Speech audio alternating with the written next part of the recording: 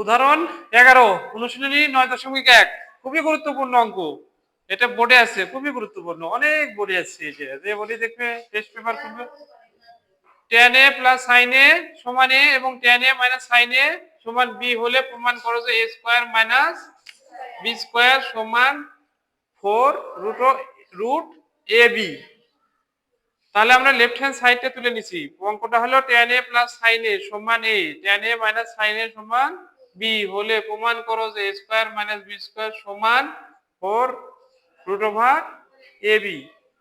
তাহলে এটা a square minus b square left hand side, এর মান বসাই দিছি tan a plus sin a, b এর মান কি tan a minus sin a। তাহলে a plus b whole square, এই যে a plus b whole square, a minus b whole square সমান 4ab সূত্র।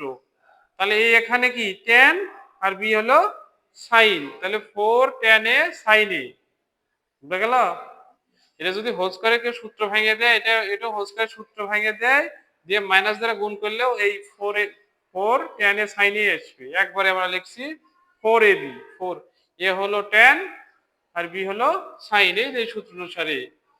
ঠিক আছে, যেহেতু আমাদের মানে রুট আনতে হবে সেজন্য রুট নিছি আর এখানে স্কয়ার নিছি, স্কয়ার রুট নিছি, মানে কোনো পরিবর্তন হলো না, কাটে গেলে আগের লাইনই আসে। tan স্কয়ার নিছি আর কি নিছি sin স্কয়ার, আর উপরে কি নিছি বুঝা গেল না, tan স্কয়ার sin স্কয়ার আর উপরে রুট নিছি। এই যে স্কয়ার রুট হয়ে গেলে আগের লাইনই থাকে, মানে কোনো পরিবর্তন হয় না।